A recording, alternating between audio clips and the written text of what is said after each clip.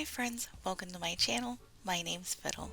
Today I'll be showing you how to make this 1/12 prosthetic leg brace. As always, don't forget to check the link in the description. That will take you to the scavenger hunt where you can find the full list of materials and a free printable pattern so you can make this leg brace along with me. Okay, are you ready? Let's go. To start off this piece, we need to trace our pattern onto the back of our pleather. You can also use black vinyl for this. I'm using a piece of scrap pleather from a dining chair that my cat decided to use as a scratching post. Once you have all the pieces traced, go ahead and cut them out. We don't need to leave any seam allowance or anything like that with these. We're just going to be sewing the raw edges together. Once you have all the pleather pieces cut out, we're ready to start sewing. And we're going to start with the waist portion first at the center back. Then you can sew on the two outside edges. Make sure that you cut and sew the tiny slits on each side. And for the legs, it's the same process. Start with the two curved pieces for the center and then add the other ones on the outside.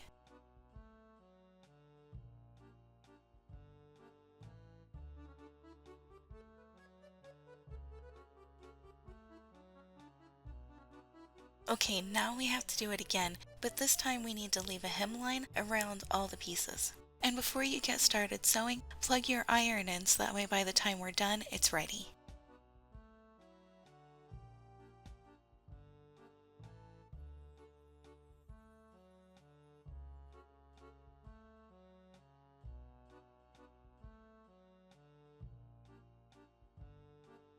Once you have all of your fabric pieces sewn together, we need to figure out where our hem will be. To do that, lay the pleather piece over top of the fabric piece, centered as good as you can get it, and what excess is left sticking over will be our hemline. Use a regular old glue stick to fold over and stick down the edges, then cure it with an iron. Do the top and bottom edges of the waistband and leg first before you do the sides. To get the side hems, we have to do it a little bit different. Instead of just laying the pleather on top of the fabric, we need to fold the fabric or bend the fabric into the final shape of the waistband, and for the leg, this makes sure that your hemlines and the pleather lines meet up. This is completely optional, but for mine I wanted it to be a little more fancy, so I used some Dollar Tree ribbon and trimmed it down just a bit so I could use the smaller lacing. I added it to the upper and lower part of the waistband and around the top part of the leg. I did not add it down at the bottom where the foot is though.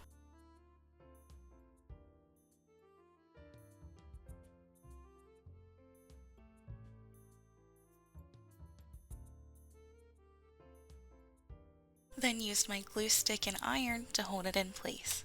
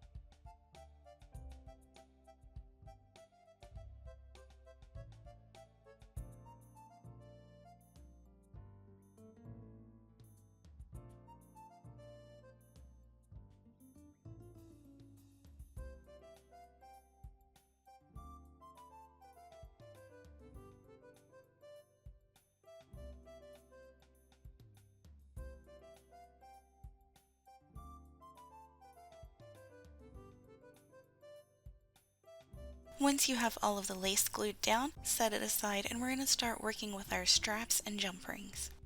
And unfortunately for me, I could not find my jump rings, so I had to make whole new ones for this project.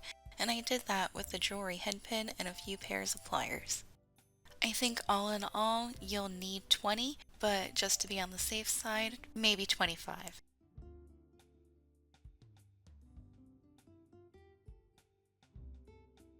Okay, now we're ready to attach them to our strips. We'll actually need quite a few of these, but for now, we're gonna make 4. Put the jump ring on the strap, fold it over, and sew the end in place. These 4 straps are what hold the leg to the waistband.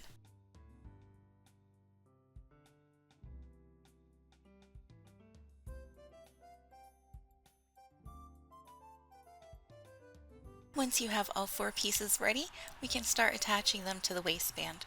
We're going to start with the one on the front first, and I'm sorry I don't have a diagram for these straps, and that's because when I tried to draw them on the blueprint paper, it got too messy and you couldn't tell what was there. So I'm going to use the actual photo to indicate where these straps need to be placed. The first strap goes on the front left side, just between the edge of the pleather and the little cut that we had to sew in the beginning. And I do apologize if you can hear the traffic noise. It is very hot in my room, and the only relief I can get is with an open window.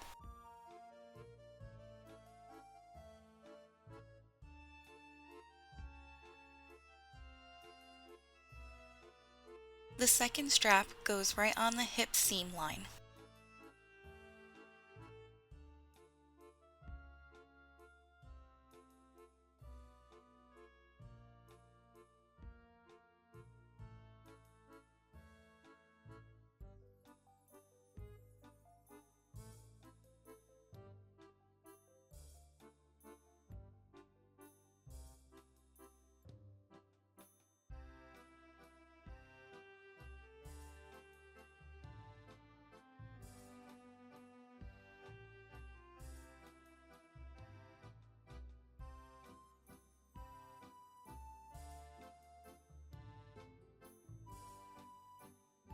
The third strap goes on the left center back.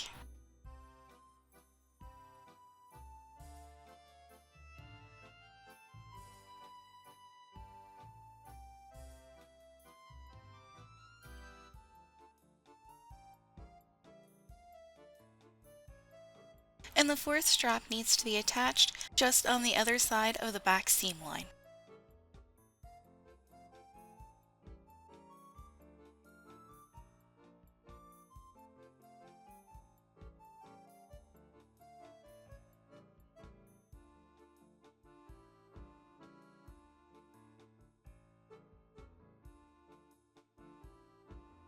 Okay, now that we have all of those pieces attached, we need to make 6 more strips, and these will be what we'll use for lacing to close up the top part.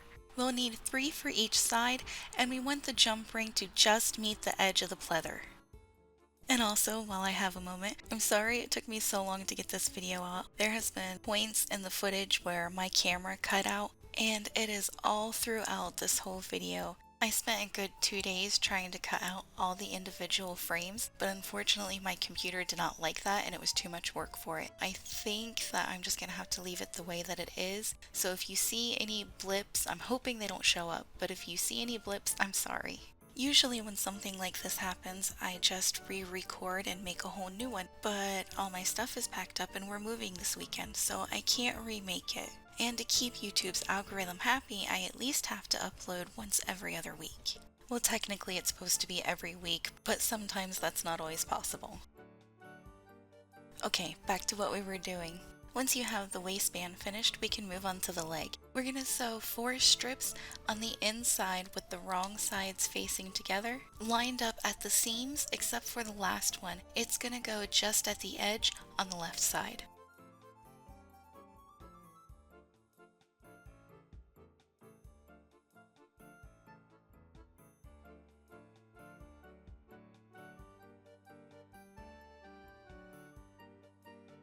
And this is what mine looks like so far.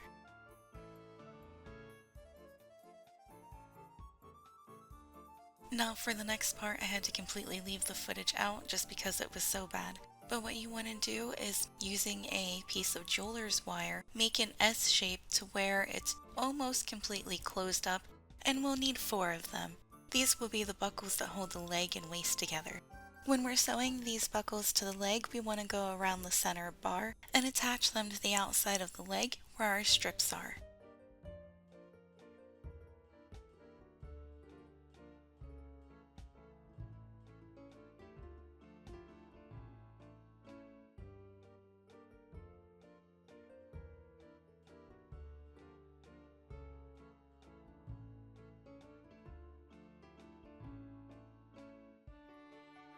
When you have the buckles sewed on, set it aside. We'll come back to it in a few minutes. We're going to start on the mechanical parts of the leg brace next. Originally, I was just going to use floral wire, but then I realized I have super long paper brads. I wonder if they're long enough to go all the way up and down from the bottom of the foot to the top of the leg. And sure enough, it is. And I think it looks a lot better than just a piece of floral wire. But what we're going to do is use a pair of needle nose pliers and flatten the paper brad all the way out. I really liked the way that it looked, but I thought it needed more.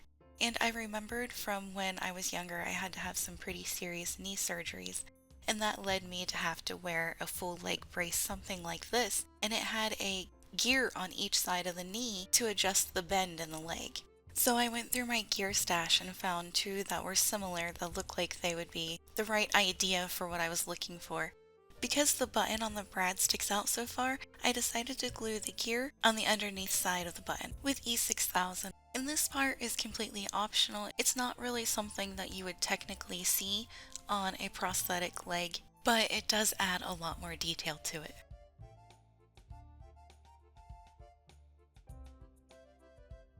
And while those are drying, we're going to move on to making the foot. For this I used a square dowel, but a thick round one would also work.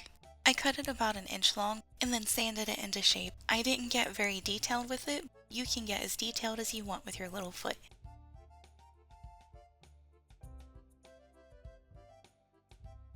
Once you have your foot ready, we're going to cut slits on the sides about where the ankle would be. Then using a pair of pliers, bend the bottom end of our paper brad upwards into an L shape, about maybe 3/16 of an inch, just enough that we can slide it into the slit that we cut on the sides of the foot. Then use your pliers to squeeze them in up against the side of the foot. If you're worried about it coming apart, you can also add some E6000 before you slide these in. Now we're ready to attach the foot to the rest of the leg. Because these paper brads are pretty long, there's a bit of excess at the top. After getting your foot set where you want it, fold over the top end of the paper brad, then leaving enough that you can bend over the pleather, cut the excess off. And I know that right now it's showing that my inside fabric is attached to the pleather. I made the mistake of putting it on too early, and it was a bear to try to sew in the rest of the strips. Save that until later. But anyways, now we can bend the rest of the brad around the pleather on both sides. This is what mine's looking like so far, but as you can see, I already have some of the other straps on. I'm going to be showing you how I did the top straps, and the process is exactly the same for all of them. We're going to take a strip and put a jump ring on one end of it, just like we did for the other ones, but this time we're not going to sew the jump ring on and then sew it to the fabric. We're going to do both at the same time. And just like we did for the waist portion, we want the end of the jump ring to be just at the edge of the pleather. Then, finding any attachment spots you can, sew the strap on.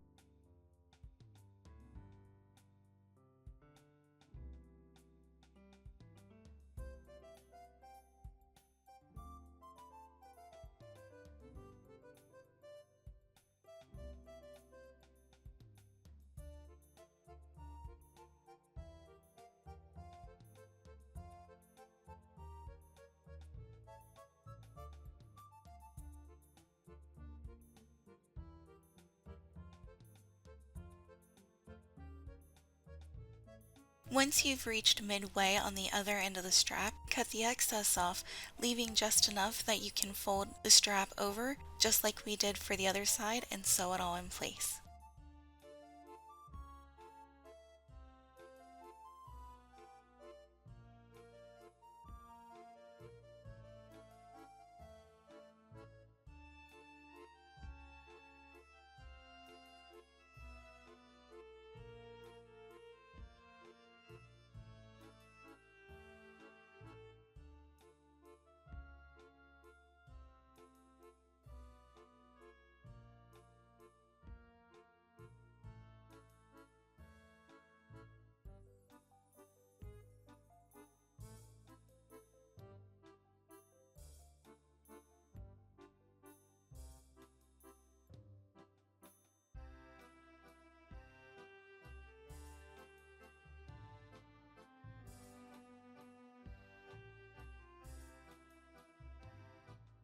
Now I'm ready to glue on the inside fabric. I know you can't lay yours out like this because you've got your metal bars on the sides, but if you use a glue stick, you shouldn't have a problem with being able to move it around and adjust it before it dries. The most important thing is to make sure that your side edges are lined up.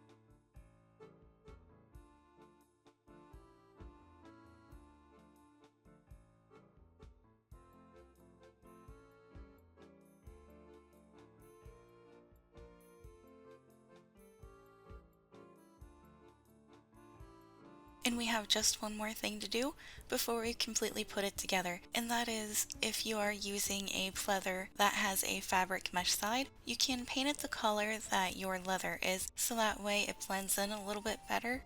My pleather was originally black and I painted it brown just for this piece, so I went ahead and used the same brown that I did on the rest of it. Once it's completely dry, we can put it together. I stiffen the end of a piece of embroidery thread to use to lace up the leg and the waist. But you could also use a really thin strip of pleather if you wanted.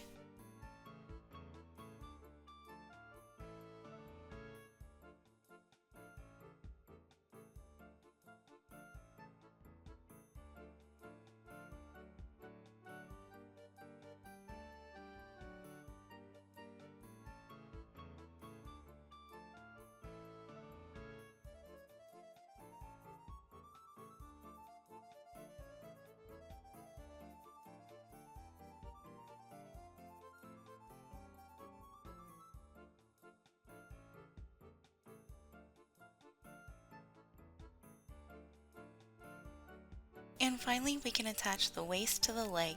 If you've made it this far in the video, thank you so much for being here and sticking around. If you're new, welcome. I'm glad you're here. We have one more tutorial left before we move on to the third floor, and I'm thinking that's going to be the toilet since it is kind of a structural piece to the house.